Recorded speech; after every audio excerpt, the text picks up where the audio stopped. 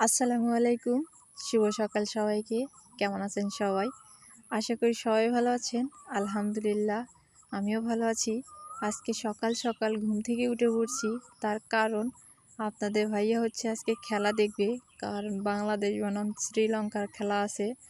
প্রতিদিন আমি সকালে ওকে ঘুম থেকে ডেকে উঠাই। আজকে ওই আবার আমাকে ডেকে উঠেছে। কারণ ওই যে বললাম আমি খেলা দেখবে। আর উঠেই দেখি একদম বিছনা ঘরের যে অবস্থা দেখে কি বলবো। আর এই পাশে তো বসে থেকে খেলা দেখতেছিল টিভিতে। খুবই খুশিও।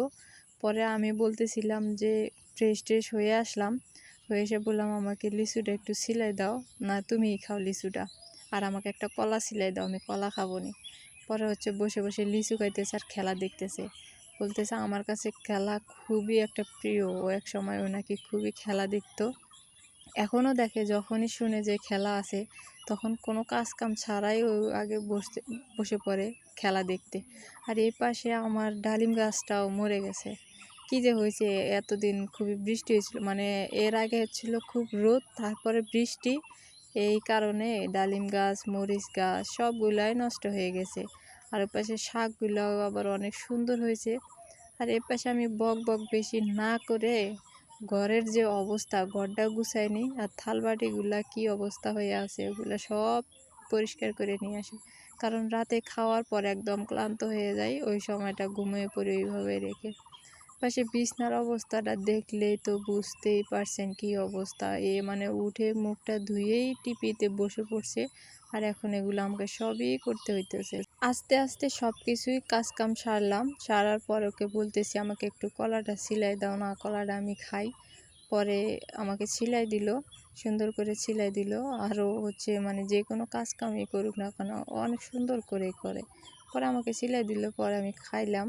খায়া হচ্ছে আমাকে বলতেছিল আগে চা রান্না করো, চা রান্না করে আমাকে ভাত দাও। আমি এপাশে চাটা বসাই দিলাম, দিয়ে পরে আমাকে বলতেছিল রং চা করবা, চার মধ্যে দিবা হচ্ছে লং, দারচিনি, তেজপাতা এগুলা দিবা। পরে আমি ওগুলা দিয়েই হচ্ছে রান্না করলাম, চাটা রান্না করলাম। রান্না করার শেষে এখন আমাকে বলতেছে আগে ভাত খাই তারপর এই চা খাই।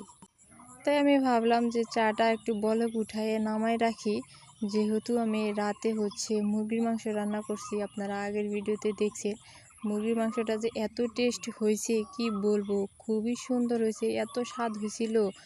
পরে আমাকে বলতেছিল ওগুলা আছে যেহেতু আমাকে ভাত দাও। পরে আমি হচ্ছে ওগুলা দিয়ে ওকে ভাত দিয়ে দিলাম। আর এই পাশে আমার চাটাও হয়ে গেছে, সবাই মিলে খাইতে বসছে। কালকে এক ভাই কমেন্ট করে বলছিল যে আজকে হয়তো শাশুড়ি নাই, তো এই জন্য হয়তো ভালো মন্দ এখন নিজের মন চাইছে রান্না করে খাওয়ার জন্য খাইতেছে। ভাই আসলে আপনারা ভুল বুঝেন, যেটা আপনারা বুঝেন সেটা আসলে ভুল বুঝেন, যেটা সত্য কথা। আমার জায়গায় যদি আপনারা থাকতেন না তাহলে বুঝতে পারতেন। এপাশে সবাইকে আমি খাওয়াইতেছিলাম ভাত, তারপরে হচ্ছে আমি খাইছি। এদেরকে সব কিছু খাওয়া শেষ করে দিয়ে চা দিলাম।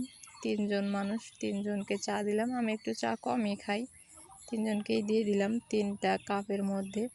পরে চা দিলাম। এখন আমার শাশুড়ি বলতেছে খালি চা খাবো, হয় আমাকে টোস্ট দাও, না হয় বিস্কিট দাও, না হয় মুড়ি দাও। একজন এক একটা করে খায়। আপনাদের ভাইয়া খাইলো মুড়ি দিয়ে, শাশুড়ি মা খাইলো টোস্ট দিয়ে, আর খালা শাশুড়িও খাচ্ছিল হচ্ছে মুড়ি দিয়ে। বলতেছে এখনই ভাত খাইলাম আবার টোস্ট খাবো, মুড়ি দিয়ে এক মুঠি মুড়ি দাও, মুড়ি দিয়েই খাবো। পরে হচ্ছে টোস্ট দিয়ে দিলাম। ওর পাশে মা টোস্ট খুলতেছে আর এই পাশে বয়ম থেকে হচ্ছে মুড়ি বের করে নিতেছে। আর এর পাশে যে এত পরিমাণে মেঘ লাগছে। সবাই ভালো থাকবেন, সুস্থ থাকবেন। আল্লাহ হাফিজ, দেখা হবে নেক্সটে। আজকের ভিডিওটা কেমন লাগলো একটু জানাইবেন, কারণ প্রচণ্ড পরিমাণে মেঘ লাগছে। আর আজকের খেলার অবস্থা যে কি হবে সেটা আল্লাহ মাবুদি জানে। শেষ পর্যন্ত খেলাটা দেখতেই থাকবো। বাংলাদেশ জিতে গেছে ইনশাআল্লাহ।